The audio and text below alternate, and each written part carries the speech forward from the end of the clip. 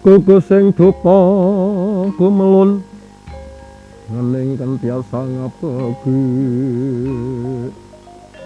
kanggo sagung jajahati mangkatake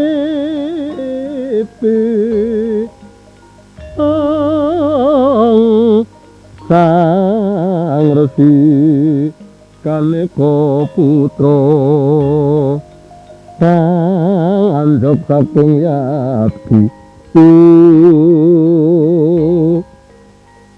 makaten matur nuwun Ki Suwarno.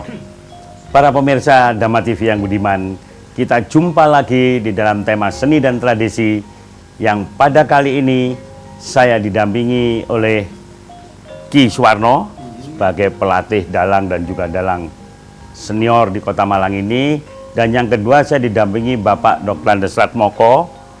Pak Ratmoko, Sugeng, Rahayu. Pak Ratmoko ini adalah salah seorang tokoh pamong kasepuan dari Handoko Meru. Dan mudah-mudahan dalam pertemuan kita kali ini yang masih membahas tentang Tripomo, yaitu antara tokoh pewayangan Adipati Karno, Kumbakarna, dan Bambang Sumantri atau Patih Sumondo. Yang saat ini kita masih melanjutkan pada episode membahas tentang Adipati Karno, yaitu seorang kesatria yang dari awalnya orang kebanyakan, anak seorang kusir Adirata di Astina, yang kemudian diangkat oleh Prabu Suyodono, Raja Astina, untuk menjadi seorang adipati di Awangga. Karena dinaikkan derajatnya itulah, maka Adipati Karno merasa bombong dan bisa bersaing dengan para putra-putra raja yang lain. Namun demikian, bagaimana kelanjutan tentang karakter seorang kesatria yang namanya Adipati Karno ini akan kita lanjutkan dengan dalam pembicaraan pada siang hari ini. Saya menuju ke Pak Warno dulu ya, Ki Warno ya.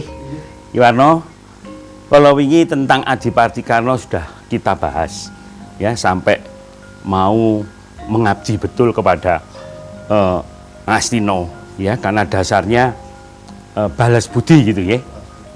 Nah, setelah balas budi seperti itu, di dalam kisah kelanjutan nanti perang Bratayuda, semua tahu Adipati Karno itu kakaknya Pandhawa, lain Bapo, gitu. Nah, kenapa kok tetap bertahan membela Astino, dalam hal ini Suyudono? Kira-kira bagaimana Ki Suwarno? Monggo katuran.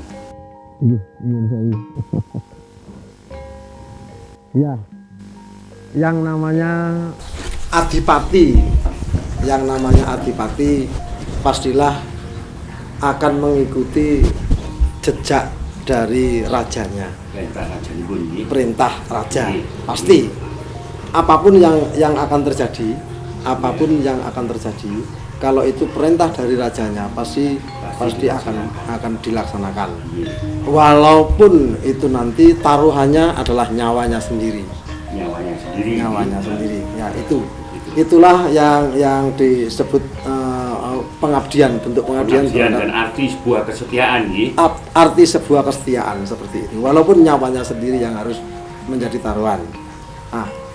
Berbicara tentang taruhan, Romo, kalau sudah nyawanya sendiri sudah dipertaruhkan, berarti segala-galanya itu sudah di bawah taruhannya itu.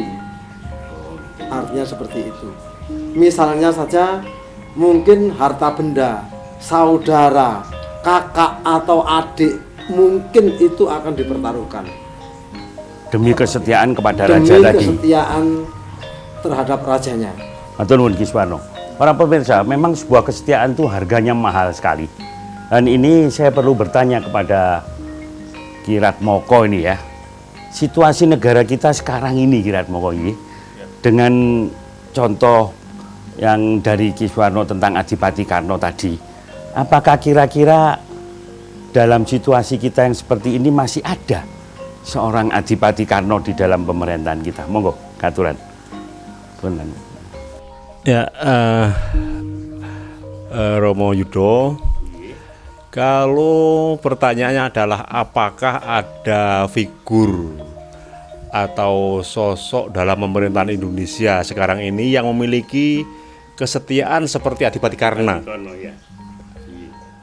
Ya sekalipun tidak banyak, saya yakin sesungguhnya masih ada. Hanya saja dalam suasana politik yang riuh rendah, maka penampilan seseorang yang memiliki kesetiaan, katakanlah tanpa batas, kepada negara itu tidak banyak bicara. Berbeda halnya dengan mereka yang banyak omong, membicarakan tentang janji, tapi dalam praktiknya kosong. Sebaliknya bagi orang yang betul-betul memiliki kesetiaan dalam suasana politik yang gaduh, dalam suasana masyarakat yang agak ruwet, lebih baik memilih diam tapi bekerja membuktikan kesetiaan tersebut. Ngaten nggih Ki Ratmoko nggih. Matur nuwun sanget. Nah, para pemirsa, ternyata pandangan Ki Ratmoko ini sangat luas sekali dalam era sekarang, karena ada seorang adipati yang begitu setia kepada rajanya. Itu nun sewu, ini rajanya ini Prabu Suyodono nggih. Nah, ini Raja Ngastina Prabu Suyodono. Nah, karena kesetiaan Adipati Karna lah berani berkorban sampai dengan titik darah terakhir. Nah, ini tadi oleh Ki Ratmoko juga ada dibahas bahwa situasi yang sekarang ini sebetulnya masih ada watak kesatria semacam ini. Nah, cuman dia lebih banyak bekerja, tidak usah berbicara, yang nanti pada saatnya dia akan muncul. Para pemirsa, kita masih akan membahas lebih lanjut tentang Adipati Karna ini. Jangan kemana-mana, tetap berada di depan Dhamma TV. Terima kasih pemirsa, masih berada di depan Dhamma TV yang kita lanjutkan membahas tentang karakter seorang kesatria dari Ngastina yang namanya Adipati Karna. Untuk ini saya lanjutkan, saya akan bertanya kepada Ki Ratmoko nggih. Kalau awak sudah dawuh bahwa saat ini memang banyak Adipati Karna yang lain, cuman satria-satria semacam itu biasanya tidak banyak berbicara tapi berkarya. Iya. Nah, ini yang saya ingin tahu dari Ki Ratmoko. Kira-kira pandangan Ki Ratmoko pribadi tentang karakter Adipati Karna ini bagaimana? Monggo, aturan. Kalau saya sendiri pertama-tama melihat karakter seorang Adipati Karna itu adalah seorang yang konsisten, konsekuen, yaitu menepati janji dengan apapun risikonya. Jadi kalau dalam konteks budaya Jawa, sifat menetapi janji tidak ubahnya kalau ada sebutan Sabdo Brahmanaraja. Jika seorang raja sudah bersabda, tidak banyak seorang Brahmana yang pasti ditepati apapun risikonya. Seorang raja tidak akan meralat, apalagi mencabut apa yang sudah disabdakan. Demikian juga karakter Adipati Karna dengan janji yang sudah terucap. Janji pada siapapun, khususnya kepada Brahmana, maka janji itu akan dipenuhi dengan tanpa mempedulikan resiko apapun, termasuk resiko terbesar yaitu kematian itu sendiri. Ini dapat kita ambil contoh tentang prasetyoning Adipati Karna kepada Brahmana, yaitu jika seorang Brahmana menemui Adipati Karna kemudian meminta sesuatu dari Adipati Karna, maka jika sesuatu itu ada pada Adipati Karna, maka sesuatu itu akan diberikan apapun risikonya. Ya. Matur nuwun Ki Ratmoko. Ternyata ada karakter lain yang selama ini belum kita ungkap. Seorang Adipati Karna itu mempunyai karakter yang sangat berwibawa dan berbudi luhur. Dalam arti dia sebagai seorang narpati atau sebagai seorang adipati, Orang raja sebagai pemimpin itu mempunyai watak berbudi bawa leksana. Dan ini sangat dibutuhkan sekali pada situasi sekarang. Bahkan cenderung begitu legolilonya seorang Adipati Karno, apapun juga yang dibutuhkan oleh orang lain, terutama oleh para pendeta, selalu diberikan. Nah ini saya kembali pada Ki Warno, tentang Adipati Karno Kolowau yang sangat patuh kepada rajanya, yaitu Suidono ini. Nah, ini apa memang didasari sifat kesatria yang sangat berterima kasih kepada rajanya, atau ada sifat-sifat lain yang menurut dunia pedalangan perlu diungkap? Mau aturan Kiswan? Yang jelas Romo, Adipati Karno itu bukan orang sembarang, yang artinya dia terlahir, dia dilahirkan itu sudah dengan karakter kasatrian. Iya, karena dengan orang satrio, tuanya ya. Bathara Surya, Bathara Surya. Melihat dari sana tidak bisa tidak bahwa Adipati Karno harus berjiwa satria. Ya. Kenapa sudah begitu? Sejak di dalam kandungan Adipati Karno itu sudah diberi kekuatan. Kekuatan itu adalah untuk nantinya ketika menjadi satria. Yang jelas itu. Jadi Adipati Karno itu sejak awal sudah dipersiapkan untuk menjadi satria yang tangguh. Nah, dengan demikian tidak menutup kemungkinan bahwa Adipati Karno itu adalah seorang satria yang pilih tanding. Nah, untuk itu ketika Adipati Karno sudah dinobatkan sebagai adipati oleh Prabu Suyudono, pas kira-kira dengan kehendak hatinya, karena hatinya sudah terpenuhi oleh jiwa satria yang seperti itu. Oh, ya, sesuai dengan dharmanya, dengan dharmanya yang akan dilaksanakan nanti. Iya. Ngaten ya Si Kuswano nggih. Jadi para pemirsa, ternyata watak seorang kesatria itu ternyata sudah ada atau sudah dimiliki barangkali sejak lahir ya, bawaan. Namun ini yang perlu saya tanyakan kepada Ki Ratmoko.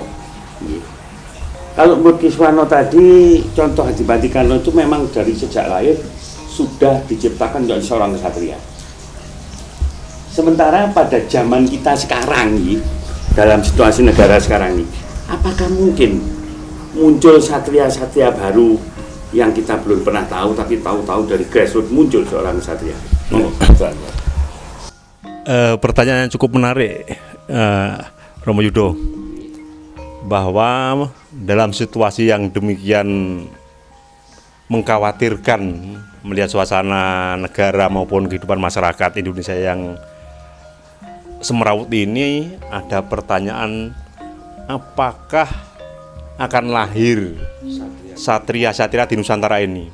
Nah, jawaban saya adalah satu kepastian, satu keniscayaan. Nusantara tidak akan pernah kosong dari kelahiran para satria, sekalipun jumlahnya tidak banyak, tergantung pada situasi kondisi. Kalau kondisi negara dalam kondisi yang katakanlah makmur, aman, memang tidak banyak satria-satria pinilih yang lahir. Tapi kalau dalam suasana yang ruwet semacam ini, satu keniscayaan Tuhan akan menurunkan satria-satria di Nusantara seperti pada sejarah yang sudah terjadi. Sekalipun katakanlah manusia-manusia saat ini, orang-orang saat ini kebanyakan tidak lagi berpikir tentang kesatria, tapi sekali lagi para orang tua khususnya masih senantiasa berharap munculnya satria, apakah itu pada takaran generasi muda atau keyakinan akan lahirnya kesatria di bumi Nusantara. Ini menarik ya. Menarik Ki Ratmoko. Ya. Barangkali kita tunda dulu ya. Pemirsa, Jangan kemana-mana, masih tetap di depan Dhamma TV karena kita akan lebih menarik cerita ini tentang kesatria yang akan datang. Terima kasih pemirsa, masih tetap berada di depan Dhamma TV dan yang nampaknya sangat tertarik tentang kisah satria-satria yang akan datang. Yang tadi juga disebutkan oleh Kirat Moko, mau katuran Kirat Moko, kita lanjutkan cerita tadi. Kirat Moko akan menjelaskan dalam situasi keadaan sekarang, yang situasi katakanlah perekonomian kurang bagus, lalu para pimpinan gonjang-ganjing, diyakini oleh Kirat Moko pasti Tuhan akan melahirkan satria-satria yang baru. Lah monggo katulan itu penjelasannya bagaimana? Di Nyun Sewu, kalau di sini Romo Yudo, saya menyampaikan pendapat berdasarkan pada pandangan hidup orang Jawa, yang salah satunya adalah mengenal konsep tumimbal lahir, atau kalau dalam agama Hindu disebut sebagai Purnabhawa atau reinkarnasi dalam ajaran Buddha. Para leluhur, raja-raja adiluhung, bijaksana di masa lalu, yang dalam pandangan hidup Jawa senantiasa mengikuti perkembangan anak cucu masyarakat Jawa,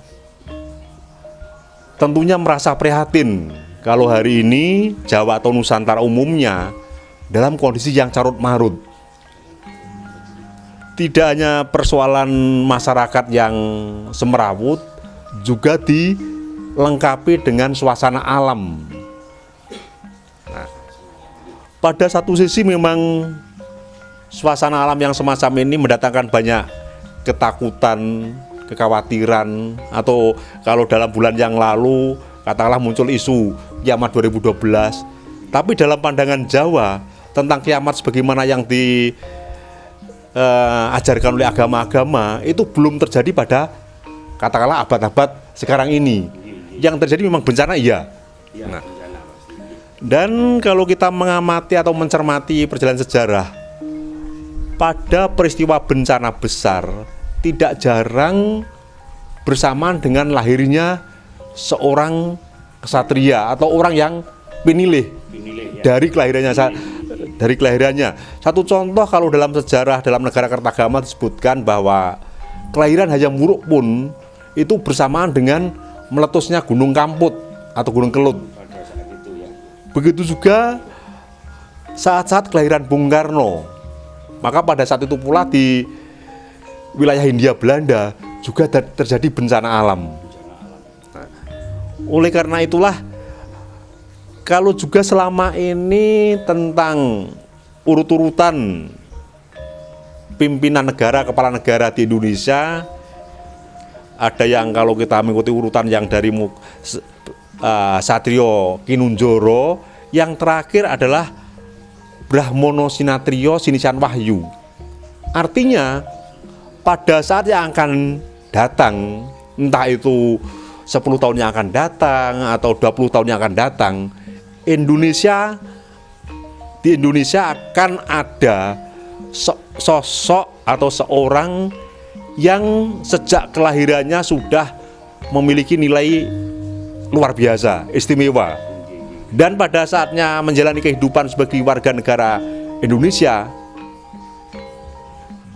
kalau saya dikaitkan dengan konsep Brahmono Sinatrio Sinisian Wahyu, sosok inilah nanti akan menjadi pemimpin Nusantara yang mampu mewujudkan cita-cita bangsa Indonesia sebagaimana yang dimuat dalam Deklarasi Kemerdekaan 18 Agustus 45 tentang masyarakat adil makmur berdasarkan Pancasila. Hanya pada saat kepala negara, pemimpin negara yang memiliki makom Brahmono Sinatrio Sinisian Wahyu itulah Indonesia bisa menjadi mercusuar dunia kalau kata Bung Karno, atau minangka pepadang jagat. Turun, ya. Turun sangat. Ini bertitik tolak diawali dari contoh seorang para kesatria pada zaman dunia pewayangan. Ya. Yang pada saat ini kita membahas tentang Adipati Karno. Ki Suwarno, kalau kita kembali kepada karakter Adipati Karno, lalu kita rangkaikan dengan cerita Kirat Moko tadi ya, tentang keadaan situasi negara kita sekarang. Menurut pandangan Ki Warno yang saya khawatir Ki, karena generasi muda kita ya, masuk Ki Suwarno mendidik, membina para dalang-dalang muda generasi yang sekarang nih, itu apakah juga karakter-karakter Adipati Karno ini diterapkan kepada anak-anak didik Ki Suwarno? Katuran Ki Suwarno. Iya, paling tidak yang bisa disampaikan oleh anak-anak itu adalah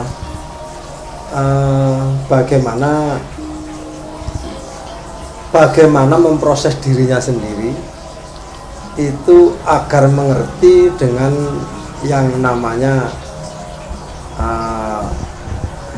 lelabuhan. Nah, yang namanya lelabuhan. Kalau bahasanya sekarang itu yang jelas hidup itu adalah tindakan.